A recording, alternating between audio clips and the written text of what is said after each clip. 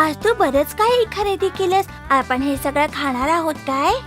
ओ हा, पण आता घाई करा कारण आपल्याला अजून खूप सामान घ्यायचं आहे. हे तर खूप पैसे आहेत आई. हो, आता पावसाळा सुरू होणार आहे. मग नंतर आपल्याला कदाचित संधी मिळणार नाही.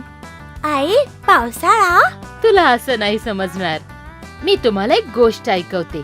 चला, आईस्क्रीम कोण कोण खाणार? हे गोष्ट ऐकूया.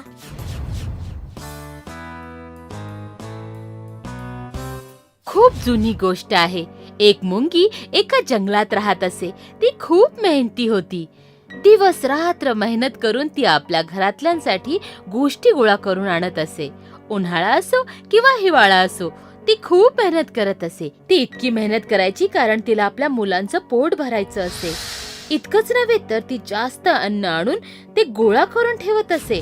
त्या जंगलात एक आळशी नागतोडा होता. तो संपूर्ण दिवस असाच फिरत असे. जसं की आपल्याला माहित आहे की रिकामं डोकं हे सैतानाचं घर असतं.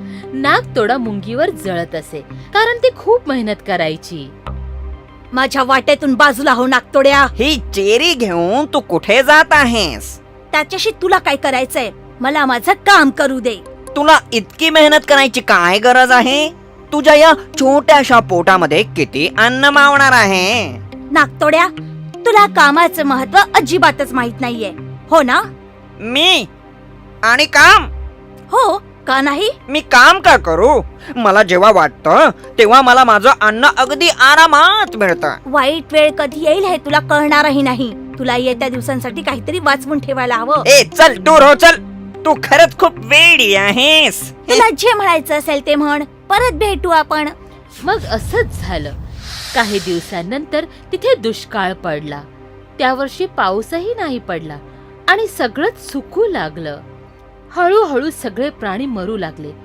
सुक्या जमिनीवर खाण्यासाठी काहीच उरलं नाही आणि त्या आळशी नागतोड्याची हालत पण फार खराब झाली. अन्न अन्न मला अन्न हवंय. अन्न. जर मला लवकरच अन्न नाही मिळालं तर मी लवकरच मरून जाईन. मला अन्न हवंय. आता मी काय करू मी? एक मिनिट. आता हे काय आहे? तुला हे कुठून मिळालं ग? हे नागतोड्या, तू आहेस? तू तर मला घाबरवलंच होतस. ते सगळं सोड. आधी सांग, तुला हे बेरी कुठून मिळाली? ही तर खूप आधी मिळाली होती मित्रा. ती मी वाईट परिस्थितीसाठी जपून ठेवली होती. जेव्हा तू मला चिडवत होतास ना, तेव्हा मी हेच करत होते मित्रा. ऐक ना ग, तुझ्याकडे हे अजून आहे का? माझ्या सोबत ये.